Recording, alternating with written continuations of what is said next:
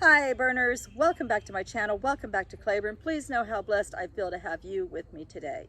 So if you've clicked on this video, it's because you might be interested in keyhole gardening or you might be interested in culinary gardening. So this little garden that I'm going to put in today is a combination of both, and I hope you enjoy the video.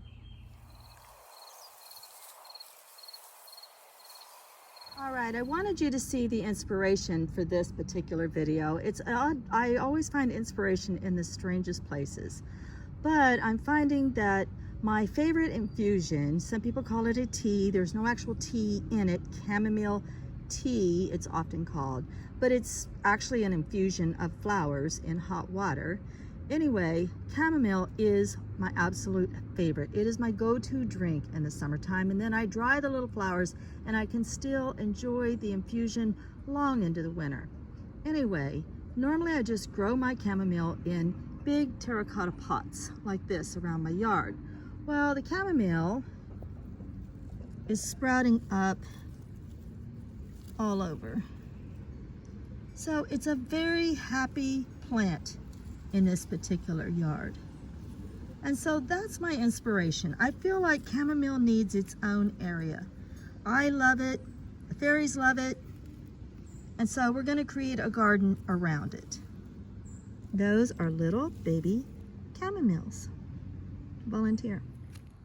Some of you will remember that this little round garden right here is my wild violet garden. So wild violets technically are a culinary plant because you can use violet syrup in so many different ways. You can make jelly from it. I like to sweeten my tea with it in the summertime.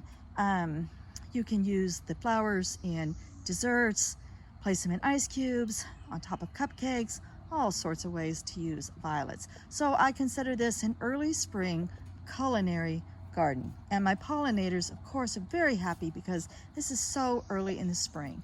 And then we have the little strawberries growing up the tier, and then also blooms in the early spring for me.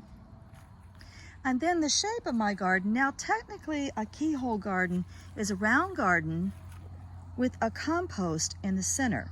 Well, I don't really have the space for that, and if you are in a city or in a place where you have codes or you have an HOA or something, you may not be able to put a compost pile in the center of your garden either, but I just choose not to. This is too small of an area for a composting area in the center. So we're gonna leave that part of it out. So when I say keyhole, it's just in shape only.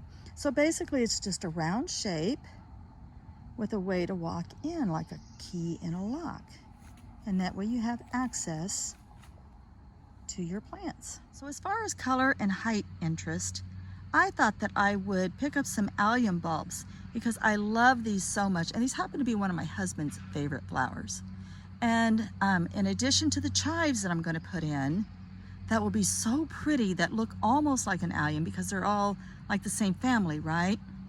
But these bloom so much earlier than chives. So I thought, well, let's put some allium over there, some allium bulbs.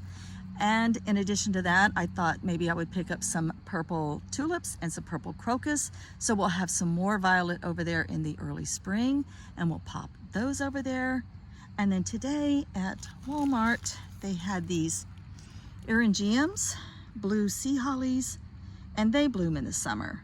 So that's going to give me early spring, late spring, and summer color in my keyhole kitchen garden. I think the bees will be happy. Oh, well, I'm disturbing the hummingbirds. All right, so the setup of this kitchen garden and the choice of the herbs. You, of course, will want to choose whatever is tried, tested, and true to you. When I first started growing herbs, I wanted to grow anything and everything. And I have since learned that it just makes more sense for me to grow what I know I'm going to use. So things like, I don't know, pineapple sages and cinnamon mints and things like that, I grew them all at one time, and now I'm just down to what I know I'm going to use. It's just less bothersome for me, and it's less wasteful for me if I only grow what I know for a fact I'm going to use. And so, like I was saying with the chamomile, That's an absolute. So I'm putting the chamomile sort of right in the center of this garden, and that's because she likes to throw her seeds and her babies, and I get to go all over the yard and transplant her little babies, which is fine with me because the more the merrier when it comes to chamomile, as far as I'm concerned. And of course, I'll put my very tall plants way back here in between the wild violet. Oh, it's going to be so pretty. So we'll have some chives and we'll have some allium, and then in between the herbs, I thought is where I would put the tulips and the crocus so that we get that very early spring color. I thought that that would be beautiful. And then as far as the selection of the herbs, I'm just going to go with my things that I know are true to me. So I'm going to do 2 sages back here in the corners, and then on the sides. Now basil, I want just the plain basil. The purple basil is beautiful and would be pretty in this garden, but I just kind of prefer the green basil, so I'm going to go with that. And that's actually an annual for me, so I'm going to grow 2 of those. I use a lot of basil. I love to throw basil into almost every salad I have. And then just plain old Greek oregano, and I did put that towards the front because it's the shorter. Now I'm not going to be mulching this garden.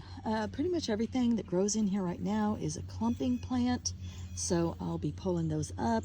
Any violets will get moved over that way. Eventually I'd like to have violets all over that side of my yard, and I wouldn't even have to mow over there ever again. That would make me happy. And then I'm just going to continuously let the chamomile fill in and fall where it may and grow where it wants to. Unless it becomes crazy, but I don't see that happening. And besides, I just can't grow too much chamomile. I just love it so much. And so that's how I'm going to set up my Keyhole Culinary Kitchen.